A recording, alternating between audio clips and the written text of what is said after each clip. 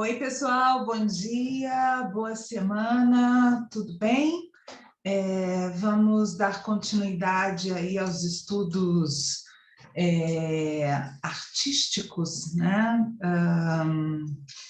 Na BNCC, nós chamamos a BNCC chama de, sabem a BNCC, né? E o novo ensino médio, chama de artístico literário, tá? É uma vertente da BNCC. Então, vamos aos nossos estudos artístico-literários. Vamos lá. Semana passada, retrasada, nós estudamos o impressionismo.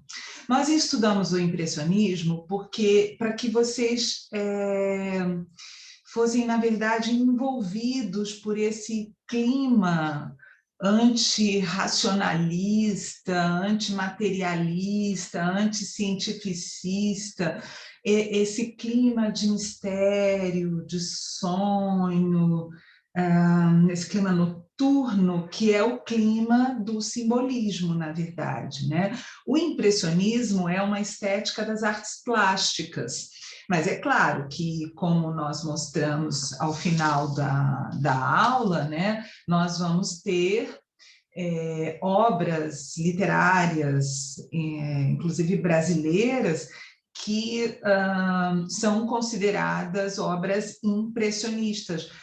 Assim, na verdade, consideradas obras impressionistas, não, tem características impressionistas, como nós vimos, por exemplo, no Ateneu de Raul Pompeia, tá? Nós vimos, a gente colocou um exemplo de uma caracterização, né, de uma festa, de que o jovem participa, né, e com a impressão dele acerca da festa.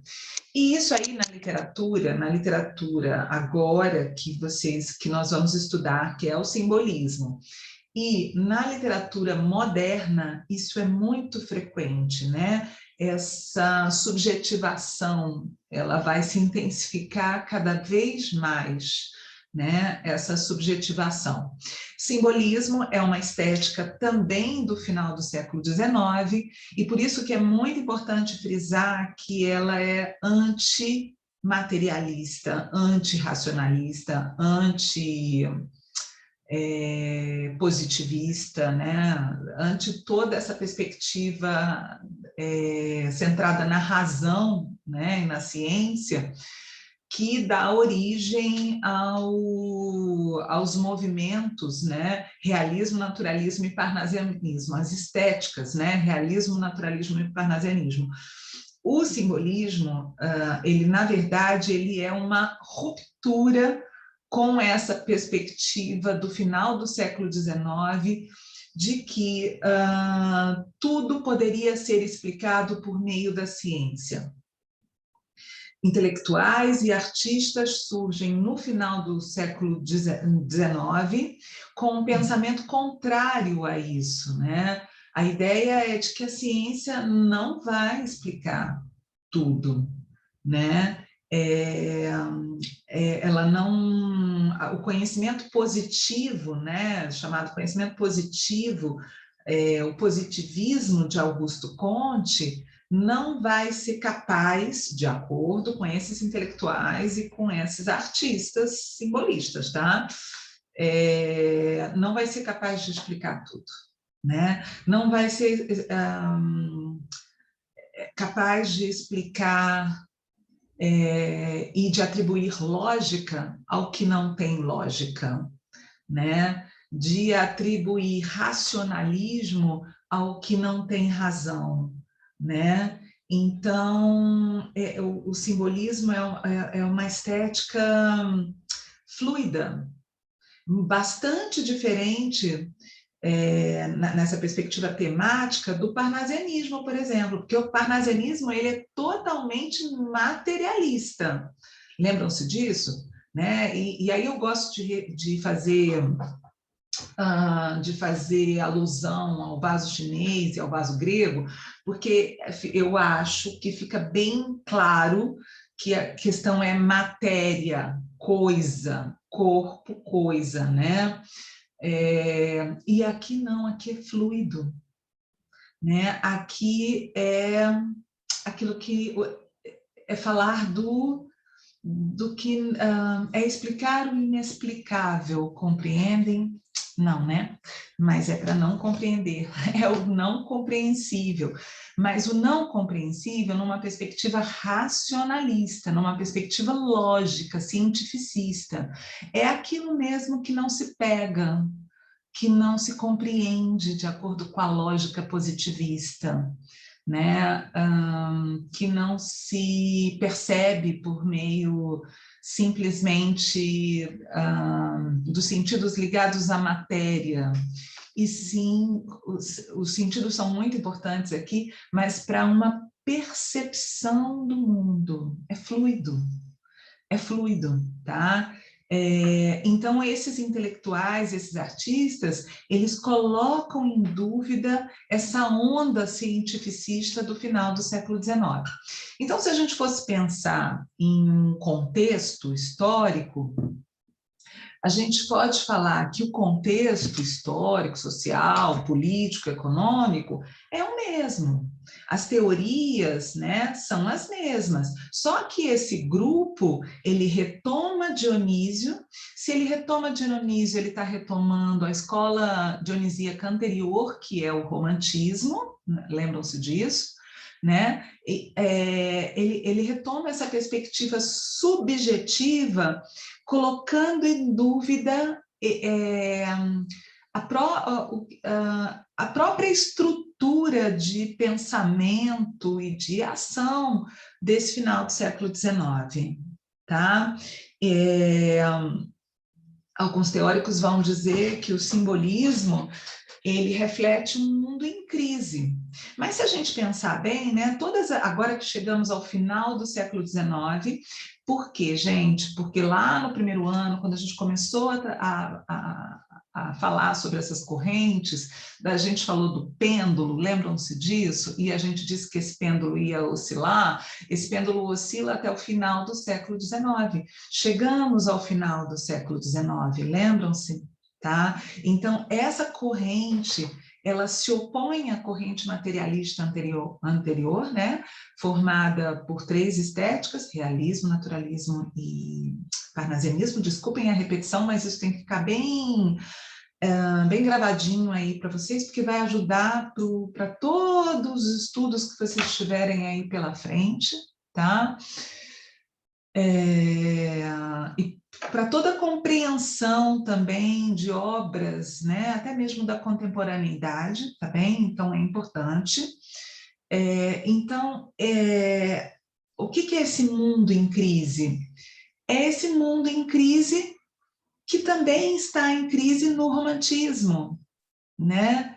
Crise é tensão, crise é movimento, crise é desequilíbrio. As correntes racionalistas, materialistas, elas tendem a ser correntes que primam pelo equilíbrio. É racional, né? Então, busca o equilíbrio, a racionalização, inclusive, dos sentimentos. Aqui não, aqui é exatamente essa ideia do desequilíbrio, do movimento, né, da crise. Lembram-se do barroco, né, do dualismo, da dualidade barroca, né, entre o carnal e o espiritual, né, essa tensão entre o carnal e o espiritual, a gente tem essa tensão aqui também, tá? Então, o simbolismo ele vai exprimir essa tonalidade espiritual da época e não a materialista. Ele vai exprimir por meio da experiência poética, né? Ele vai estar muito mais associado a um mundo além da física do que um mundo físico. Não é um mundo físico, ele não vai falar do mundo físico, matéria, ele vai falar de um mundo metafísico, né? Porque tem, inclusive, um espírito de desencanto, né? nesse mundo, né? Nesse mundo aí em crise no final do século XIX, né? O próprio escritor do final do século XIX, dessa tendência mais subjetiva, né? Ele vai se intitular um decadente num mundo decadente. Tá? Gente, cuidado, não decadente por conta da hipocrisia social retratada de forma crítica no realismo, no naturalismo, e com todo aquele embasamento crítico social, né? Aqui não, aqui é espírito, aqui é como esse ser humano está desencantado com esse mundo, tá? É estado de espírito, é percepção de mundo, né? E aí ele é tão evasivo, digamos assim, quanto era o poeta romântico. Vocês se lembram que a evasão é uma característica no romantismo? Evasão é característica aqui também. Evasão, fuga da realidade, né? Refúgio no mundo imaginário. Anotem essas características. Refundo no mundo imaginário, né? Construindo uma filosofia do nada, a filosofia do aniquilamento, da desesperança, né? Do desencanto, certo? Então, o que nós vamos começar a ver, alguns poemas e tal, né? Então, fiquem de olho no quê? Observem que, retomando o vaso grego, né? Matéria, concreto, pego, o vaso é o objeto de arte, é a arte pela arte, lembram-se? O objeto de arte, a coisa concreta, o objeto. Aqui não. Aqui as imagens são vagas, são fluidas, são imprecisas, né? Você não vai ter aqui uma imagem precisa como de um vaso, como de uma obra de arte, tá? Aqui a gente tem símbolos, daí o nome do movimento, do nome da estética, né? O nome atribuído a essa estética, ser desculpem, simbolismo, gaguejei aqui. Simbolismo. Por que simbolismo? Exatamente porque as coisas aqui são símbolos. Tudo a construção, a experiência poética aqui é toda simbólica, metafórica. Tudo, as coisas não são as coisas. Isso.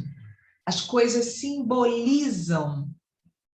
simbolizam algo, compreendem, tá? Por isso simbolismo, certo? Tá? Porque é uma estética muito subjetiva, extremamente subjetiva, né? Inclusive ela retoma o romantismo nesse gosto subjetivo, nesse gosto pelo mistério. Lembram-se do gótico?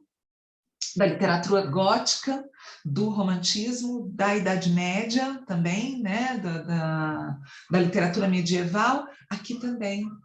Né? Aqui esse gosto pelo macabro, esse gosto por ambientes noturnos.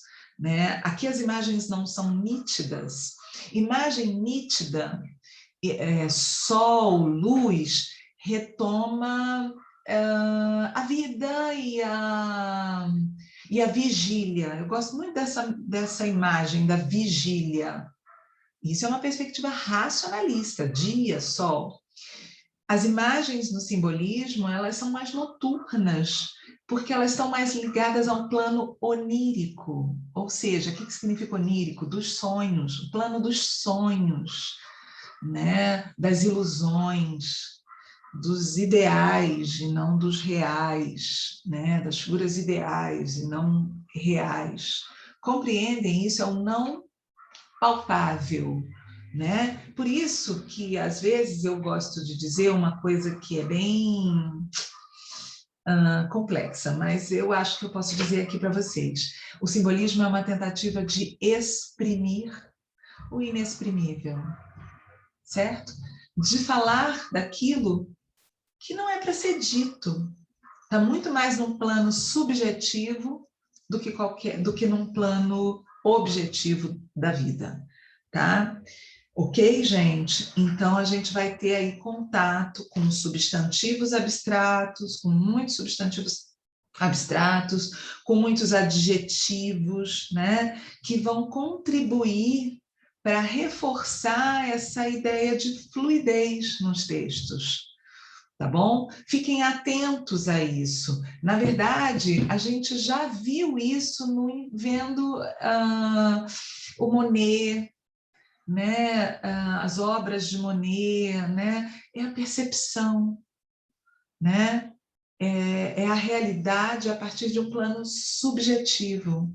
Tá? E isso, da mesma forma que nós dissemos lá nas artes plásticas, isso revoluciona a arte. Tá bom, gente? Alguns vão criticar e muito os artistas impressionistas, mas os artistas modernos, na verdade, vão dizer que eles foram revolucionários e que a arte moderna, ela praticamente nasce aí, dessa ruptura, né? Tá certo? Ok, então vamos continuar. Vamos agora para as nossas imagens simbolistas, né? A gente tem aí, nessas aulas 64 e 65, né? São as duas aulas de hoje. A gente tem aí essa ideia, essa imagem, né? É para ilustrar essa fluidez de que eu estou falando, tá, gente? É uma tentativa aí de ilustrar essa fluidez, essa tentativa de explicar o inexplicável, exprimir o inexprimível, né? Essa ambiência do vago, né? Do fluido, do impreciso. Anotem essas características do indefinido, né? Eu gostaria de estar agora com vocês aqui, porque eu gostaria... Aliás, vocês podem falar no chat o que essa imagem passa a vocês, né?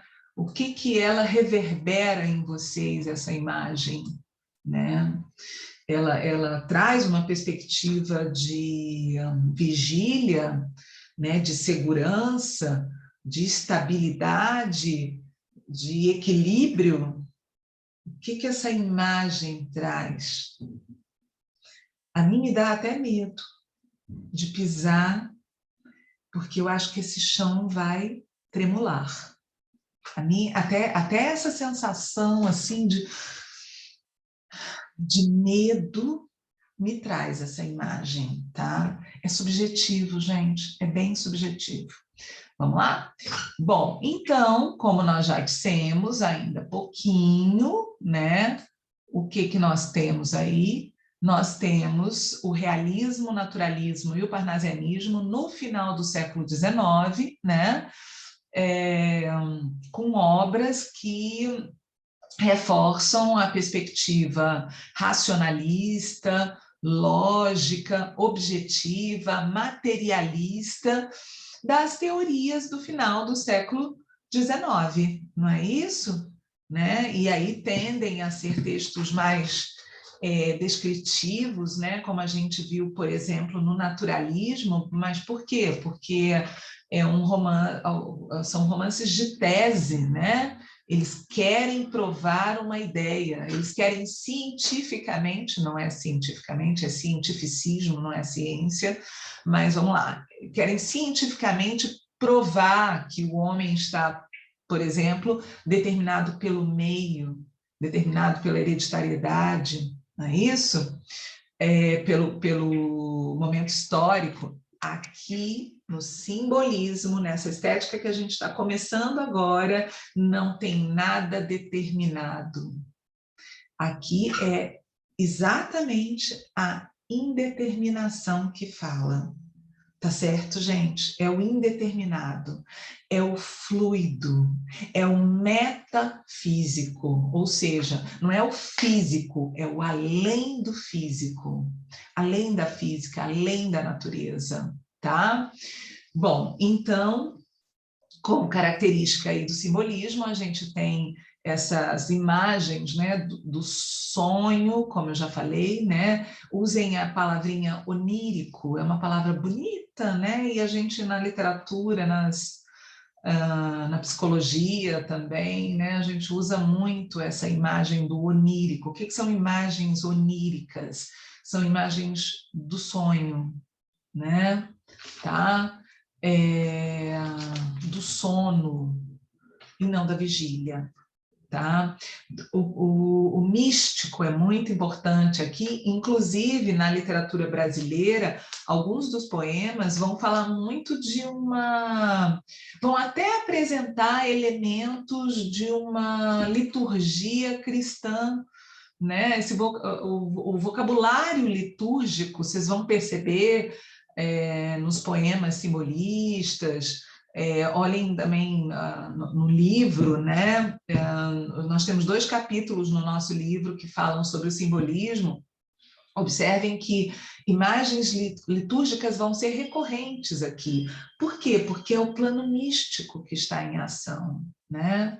E não o plano real, concreto, material, né?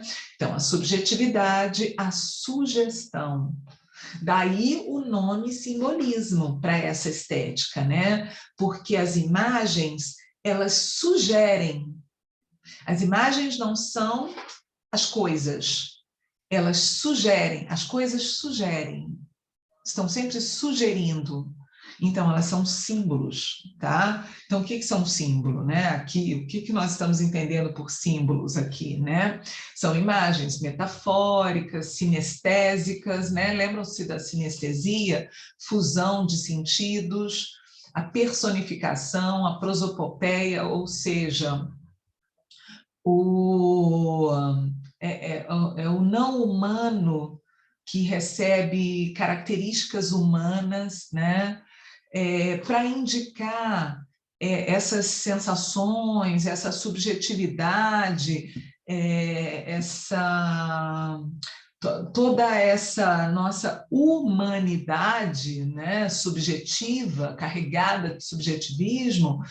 Os poetas simbolistas vão se utilizar de maiúsculas alegorizantes, isso vai ser muito comum, tá? Então, nós vamos encontrar substantivos comuns, né, como substantivos próprios, né, com maiúsculas, tá? Por quê? Em outros movimentos literários isso já acontecia. Isso é enfático, quer-se enfatizar um determinado símbolo. E aí ele aparece, ele é um substantivo comum, só que naquele poema ele aparece com letra maiúscula. Tá? E aí nós chamamos isso de maiúsculas alegorizantes. A musicalidade, tá? A musicalidade é uma característica extremamente importante aqui, viu, gente? Gente, vamos fazer uma comparação? O parnasianismo é plástico, não é isso? Porque é concreto, porque é matéria. Então, a plasticidade é muito importante lá no parnasianismo. Lembram-se disso? Aqui é a fluidez. Lá as imagens são concretas, está ligado ao mundo concreto, à matéria. No parnasianismo, porque é uma corrente também daquela linha materialista. Aqui não. Aqui as imagens são fluidas, são evasivas, são vagas, não são palpáveis, não consigo pegar essas imagens, tá? E aí, gente, qual a maior das artes, né? Qual a arte mais não palpável, né? Digamos assim, a música, né, gente? A música. A música expressa num plano não palpável, né? Aquilo que não se consegue expressar de fato de forma concreta.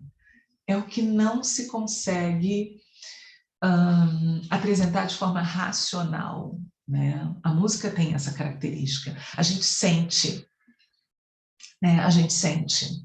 A gente pode até não saber do que se trata exatamente. A gente pode não ter, não conseguir até falar racionalmente acerca de uma determinada música, por exemplo, mas a gente sente. A percepção eu tenho quando eu escuto uma música. Eu posso até não conseguir falar sobre isso, até porque eu não sou uma crítica, não sou uma musicista, nem sou uma crítica ligada às artes musicais, né? Mas eu sinto, tá? E aí, o simbolismo, como essa estética altamente subjetiva, ele, se a gente pode dizer que o parnasianismo está para as artes plásticas, a gente pode dizer aqui que o simbolismo está para a música, tá? Então, de forma mais sistematizada, digamos assim, como é que isso vai se dar na poesia exatamente, né? Porque aqui nós estamos estudando a literatura. Então, na literatura, como que isso vai acontecer? Nós temos que retomar aquelas figuras de linguagem, aquelas figuras sonoras, lembram-se que no primeiro ano vocês aprenderam figuras de linguagem ligadas à sonoridade? Aqui elas vão estar muito presentes, exatamente porque essa provocação, tá? Essa provocação aos sentidos, né? Que lá no parnasianismo está muito mais ligada ao cromático, ao visual, e ao tátil, porque plástico, aqui está ligado ao sonoro, às imagens acústicas. Então, na literatura, vai ser recorrente o uso de rimas, de aliterações. Lembram-se do que são aliterações? Repetição de fonemas consonantais, lembram-se disso? Assonâncias, o que são assonâncias? Repetição de sons vocálicos, lembram-se? E o paralelismo, né? Quer dizer, na construção sintática, a retomada das construções. Por quê? Porque isso soa de uma forma bastante harmônica, né? São imagens acústicas muito harmônicas, tá? Isso vai ser muito frequente nos poemas, tá? Bom, então vamos lá, vamos recordar aí essas figuras de linguagem que são tão importantes aqui para o simbolismo. Vamos retomar? Bom, vamos lá. A repetição de sons consonantais, a aliteração, né? Repetição de fonemas consonantais. Nesses silêncios solitários graves. Nesses silêncios solitários graves. Nesses silêncios solitários graves. Observe, gente, que inclusive é onomatopaico, né? Porque essas repetições, elas acabam nos levando à construção de uma determinada sonoridade, né? Esse fonema nesses silêncios solitários graves. Será que não está sugerindo, tudo sugestão? Lembram-se disso, que as imagens, as coisas não são as coisas, elas sugerem, né? Será que a gente não tem aqui a sugestão do próprio silêncio? Aí você que está assistindo talvez vai dizer assim, professora Simone, sua doidinha. Tudo bem, gente, pode dizer, não tem problema algum, né? De onde você está tirando o silêncio aí? O som do silêncio, gente. É porque nós estamos aqui, nós não estamos falando de mundo lógico. Não estamos falando de mundo racional, não estamos falando de um mundo cartesiano, materialista, e sim de um mundo fluido, metafísico, em que, sim, o silêncio tem som, nesses silêncios solitários graves. Tá? Observe que o apelo sonoro é muito intenso, tá? E isso vai ser recorrente no simbolismo. Veja embaixo esses versos, né, de Cruz e Souza, que é o grande nome do simbolismo brasileiro, tá? Vejam esses versos. Vozes veladas, vozes volúpias dos violões, vozes veladas, vagam nos velhos vórtices velozes, dos ventos vivas vãs vulcanizadas. Que fonema a gente tem aí que está sendo repetido?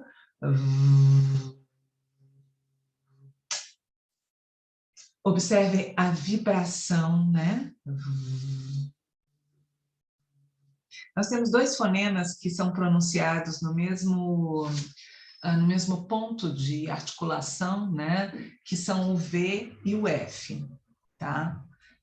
Tanto é que às vezes a gente troca, é comum isso no processo de alfabetização, essa troca, exatamente porque eles são articulados no mesmo ponto, né, do aparelho fonador. Só que um é sonoro, o V é sonoro, e o F é surdo. Para perceber essa diferença, coloque a mão aqui, você está sozinho aí em casa, aproveite, né? Que eu estou aqui, né, gente? Talvez alguns achando que eu estou pagando mico, mas não tem problema não, de pagar mico, nenhum. Coloquem a mão aqui e procurem sentir a diferença entre o fonema, né? Fonema, vamos colocar as barrinhas aí, V, e o fonema F. Coloque as barrinhas para isso ser som e não letra, tá? Para ser fonema e não grafema, certo? Então, vamos lá?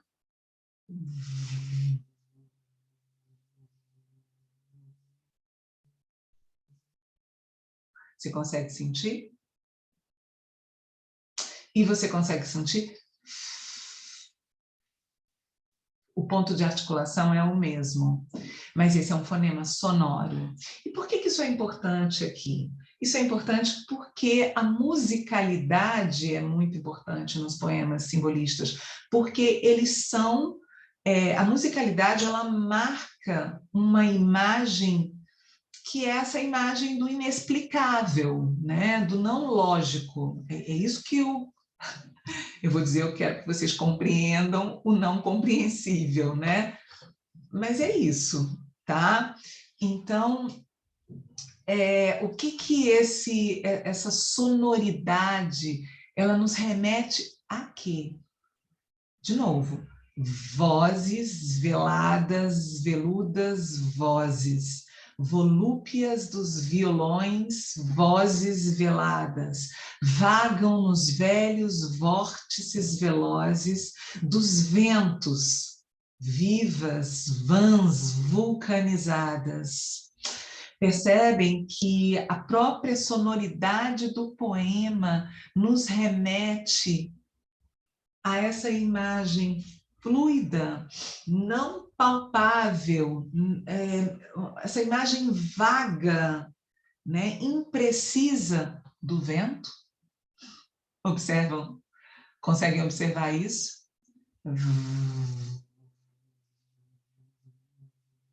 Consegue? Ok, pessoal, vamos lá. Continuando aqui, o uso de maiúsculas alegorizantes, né? Outra característica super importante aí nos poemas simbolistas. Olha só, iniciais maiúsculas em substantivos comuns, enfatizando o aspecto simbólico e alegorizantes dos vocábulos e dando força emocional a eles. Como é uma estética muito subjetiva, muito do eu, né? do sujeito, né? Então, esse sujeito artista, ele vai expressar toda a sua subjetividade, transformando o que é comum em próprio. Aquilo que, para ele, na subjetividade dele, é uma alegoria, né? Uma alegoria para o humano, tá? Então, observem esses versos aí. Rasga no etéreo espaço da pureza, da dor do calabouço atroz funéreo, que chaveiro do céu possua as chaves para abrir-vos as portas do mistério. Olha essas imagens, presta atenção nessas imagens, gente, não tem nada de palpável aí. Qual é, como é que eu posso descrever pureza? Mistério. Céu aqui, né? Céu é uma alegoria aqui, né? Não é o céu azul cheio de estrelas, né? Que a gente pode agora ver aí, esse céu de Brasília em setembro, não é esse céu, né? É um céu como alegoria, né?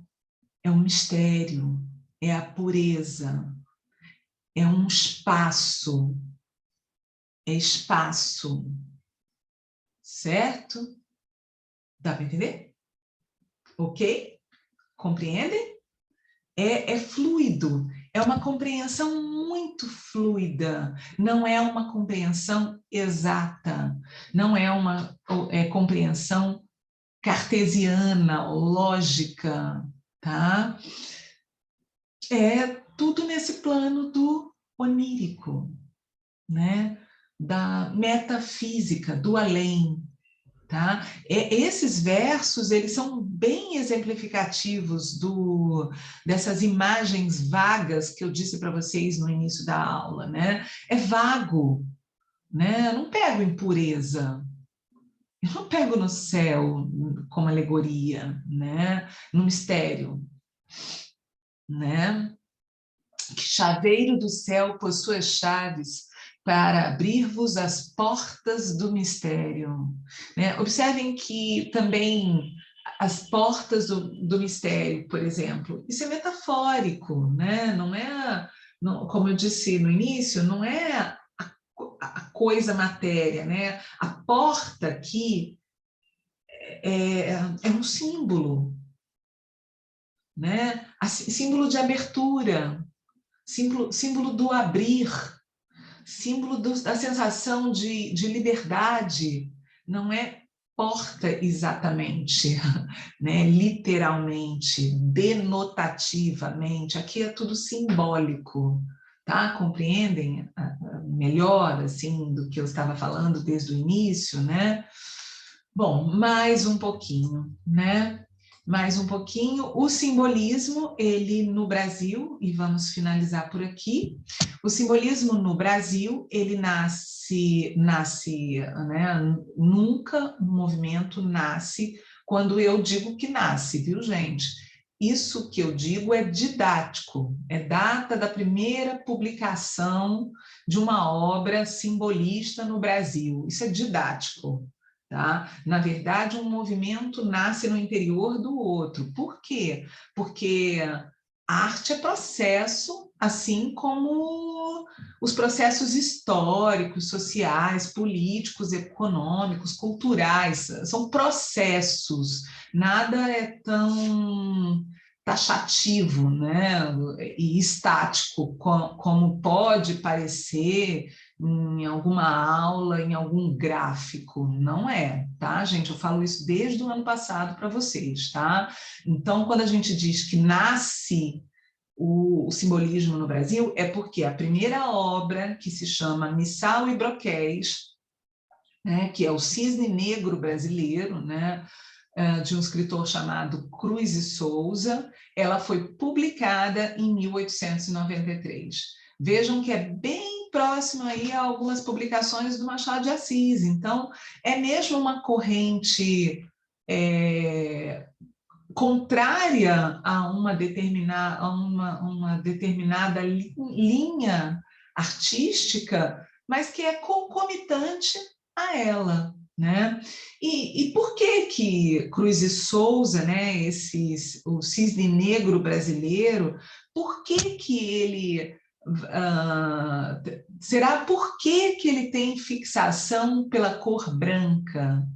Ó, formas alvas, brancas, formas claras, de luares, de neves, de neblinas. Por quê, hein, gente? Por quê?